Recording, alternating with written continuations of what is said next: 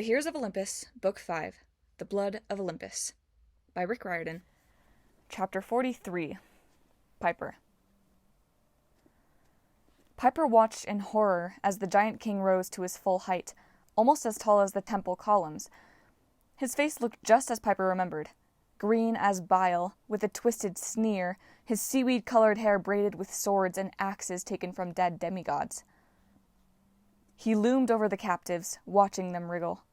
"They arrived just as you foresaw, Enceladus. Well done." Piper's old enemy bowed his head, braided bones clattering in his dreadlocks.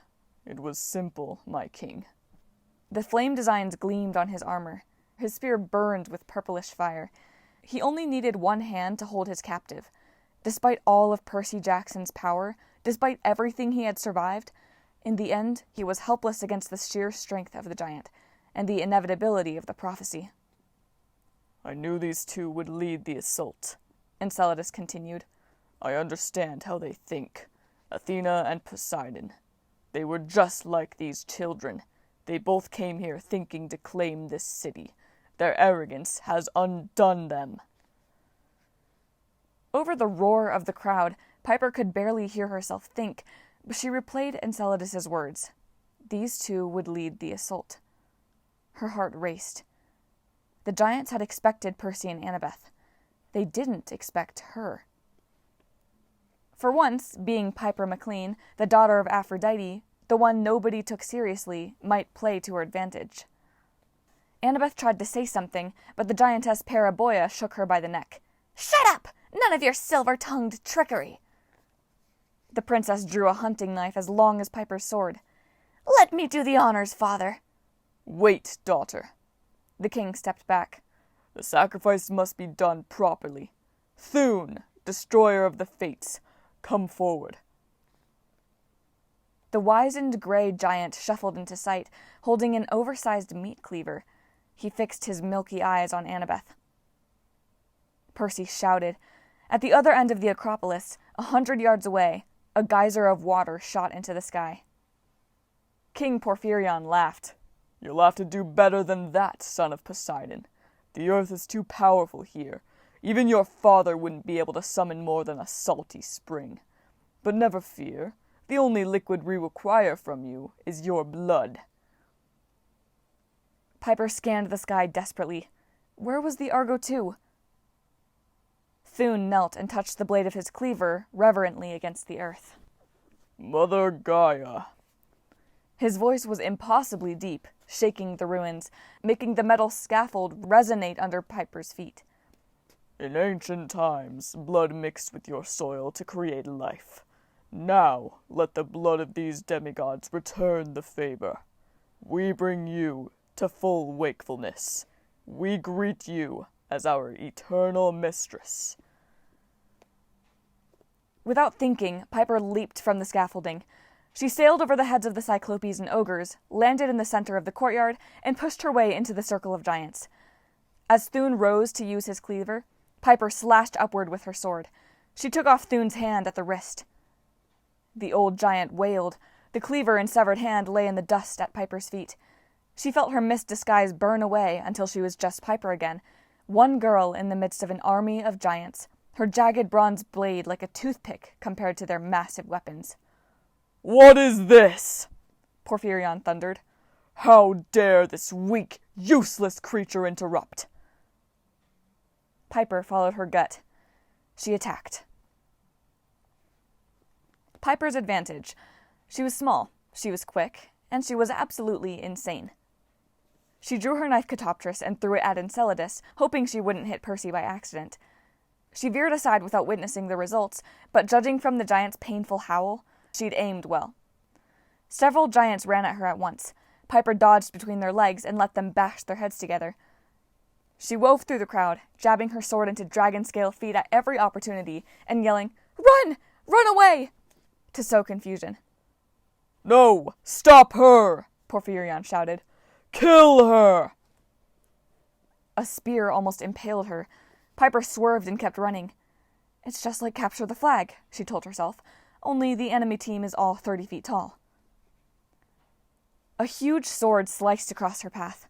Compared to her sparring practice with Hazel, the strike was ridiculously slow. Piper leaped over the blade and zigzagged toward Annabeth, who was still kicking and writhing in Paraboya's grip.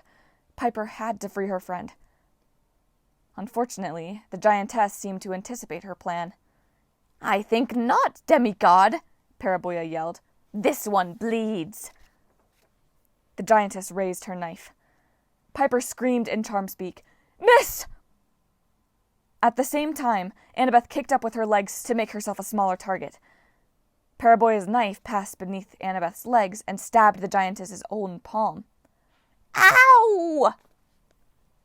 Paraboya dropped Annabeth, alive, but not unscathed. The dagger had sliced a nasty gash across the back of her thigh. As Annabeth rolled away, her blood soaked into the earth. The blood of Olympus, Piper thought with dread. But she couldn't do anything about that. She had to help Annabeth. Piper lunged at the giantess. Her jagged blade suddenly felt ice cold in her hands. The surprised giantess glanced down as the sword of the Boread pierced her gut. Frost spread across her bronze breastplate. Piper yanked out her sword.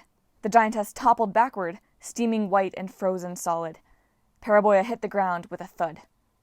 "My daughter!" King Porphyrion leveled his spear and charged. But Percy had other ideas. Enceladus had dropped him, probably because the giant was busy staggering around with Piper's knife embedded in his forehead, ichor streaming into his eyes. Percy had no weapon. Perhaps his sword had been confiscated or lost in the fighting, but he didn't let that stop him. As the giant king ran toward Piper, Percy grabbed the tip of Porphyrion's spear and forced it down into the ground. The giant's own momentum lifted him off his feet in an unintentional pole vault maneuver, and he flipped over onto his back. Meanwhile, Annabeth dragged herself across the dirt. Piper ran to her side. She stood over her friend, sweeping her blade back and forth to keep the giants at bay. Cold blue steam now wreathed her blade. "Who wants to be the next popsicle?" she yelled, channeling anger into her charm speak. "Who wants to go back to Tartarus?" That seemed to hit a nerve. The giants shuffled uneasily, glancing at the frozen body of Paraboya. And why shouldn't Piper intimidate them? Aphrodite was the most ancient Olympian, born of the sea and the blood of Uranus. She was older than Poseidon or Athena or even Zeus, and Piper was her daughter. More than that, she was a MacLean. Her father had come from nothing. Now he was known all over the world. The MacLeans didn't retreat. Like all Cherokee, they knew how to endure suffering, keep their pride, and, when necessary, fight back. This was the time to fight back.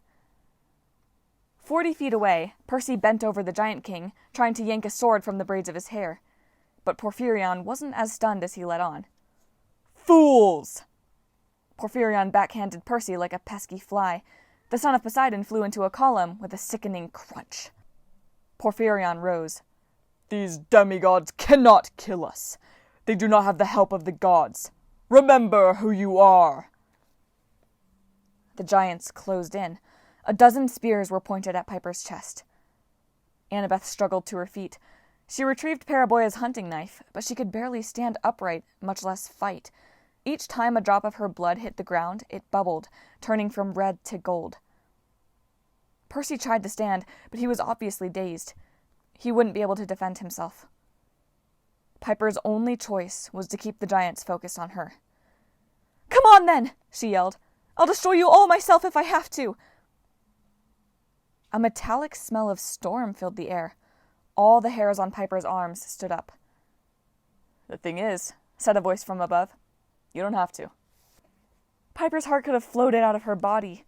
At the top of the nearest colonnade stood Jason, his sword gleaming gold in the sun. Frank stood at his side, his bow ready. Hazel sat astride Arion, who reared and whinnied in challenge. With a deafening blast, a white-hot bolt arced from the sky, straight through Jason's body as he leaped, wreathed in lightning, at the giant king.